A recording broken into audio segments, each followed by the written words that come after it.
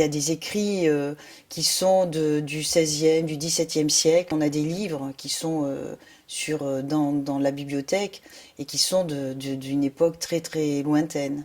Alors c'est formidable parce que il y a quand même un vieux français, donc il faut s'y connaître, mais c'est ce qui se passait à l'époque, c'est-à-dire la personne racontait au quotidien ce qu'ils avaient, comment ils avaient vendu leur vin, c'était des échanges avec des cochons, des vaches, etc. C'est extraordinaire.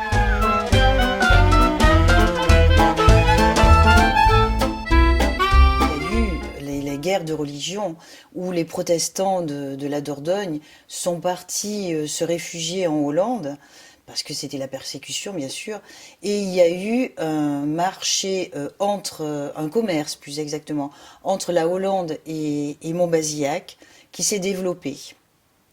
Il y a eu les marques hollandaises et il y avait 17 grands châteaux de la région qui en faisaient partie dans la Borderie.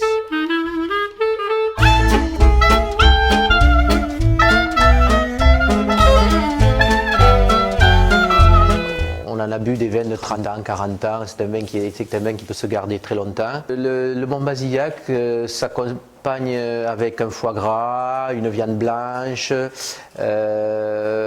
petit fromage aussi, pourquoi pas. Voilà, en gros. Hein. Un bleu.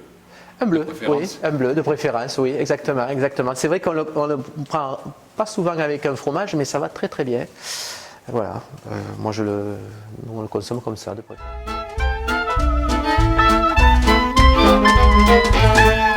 Il y a le Botrytis cinerea. C'est un champignon qui se développe à l'automne entre le brouillard le matin, qui est lié à notre Dordogne, à notre rivière, et le soleil l'après-midi. Donc ce champignon se développe sur les raisins. C'est ce qui fait une des caractéristiques du Montbazillac. Voilà, des vins liquoreux qui sont, on le dit, botrytisés. Donc c'est surtout le cépage sémillon, il y a 3 cépages, le sémillon, le sauvignon et la muscadelle. C'est un assemblage des 3 cépages qui fait la richesse d'un verre de Montbazillac. Quelles sont les caractéristiques justement de ces 3 cépages? Alors le sémillon apporte le fruit, la richesse et le botrytis, donc c'est une concentration.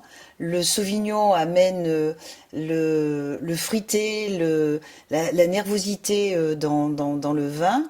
Et la muscadelle apporte également des arômes qui sont différents et complémentaires. Le Montbazillac, comme bien évidemment les autres appellations de liquoreux, se ramasse manuellement. Et on passe 2 fois, voire quelques années 3 fois, sur la même grappe de raisin. Le 25 juillet, le Tour de France oui. va passer devant la porte du château. Oui, ça c'est un bel événement, d'autant plus que pour moi, bon, d'abord la Borderie, les vignobles et tout ça, c'est ma vie, c'est mes tripes. Et deuxièmement, le vélo, c'est une histoire de famille. Mon papa a fait le Tour de France, j'ai un cousin Alain Sigana qui l'a fait aussi plusieurs fois. Bon, moi j'ai fait aussi pas mal de vélo et maintenant j'ai mon neveu qui prend la relève. Et, donc voilà, on arrive à lier les deux, la Borderie et le Tour de France qui passe devant la maison. Pour nous, c'est quelque chose de magnifique, quoi. Thomas Bouda, donc le neveu, voilà, qui vient d'être champion du monde de l'Omnium. Tout à fait, tout à fait. Donc finalement, le vin de Montbazillac est un peu lié à ce maillot de champion du monde. Et un petit peu, voilà. Et surtout que bon, Thomas a prévu, enfin, envisage sa reconversion dans le vin aussi, comme on a tous fait dans la famille. C'est là aussi encore une histoire de famille, voilà.